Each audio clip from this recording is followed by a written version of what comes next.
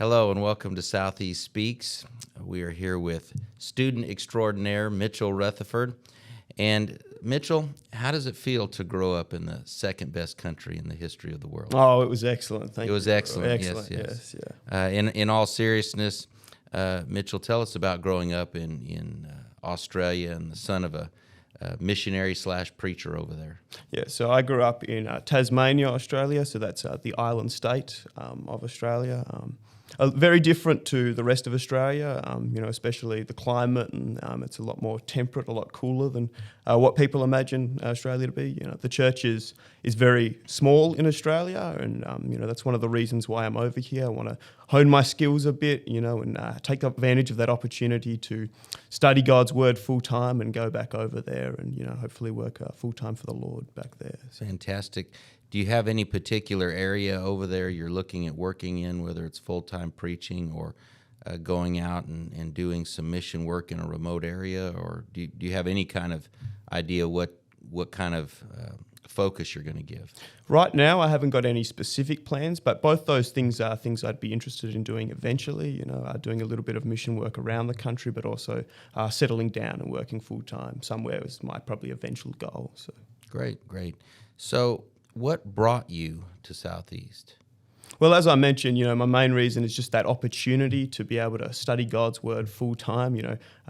Few people get that blessing to be able to do that. That's true. I really enjoyed my last 4 quarters here, and also just being able to hone my skills, my speaking skills, and things like that. It's just been a great opportunity. Yeah. Well, good.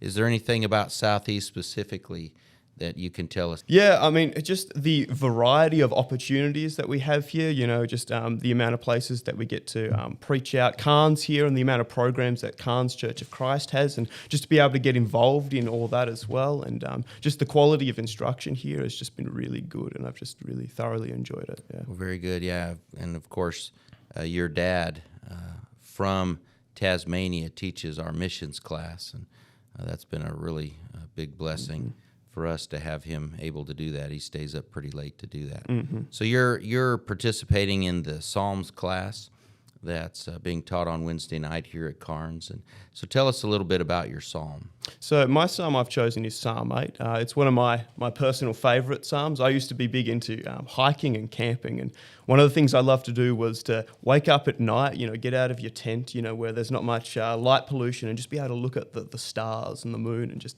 how beautiful God's creation is there. And so Psalm 8 has always really resonated with me. It's one of those classic psalms, those psalms that people go back to from time to time.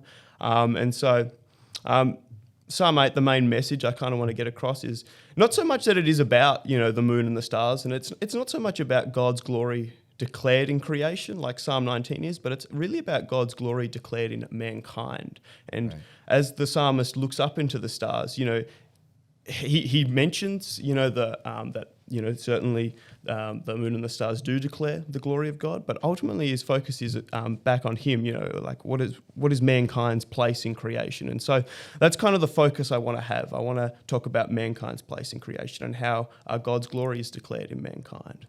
Well, excellent. That sounds like it's going to be, obviously discussing Psalm 8 is going to be a worthwhile discussion, but it sounds like you've got your finger on the pulse of it, to say the least.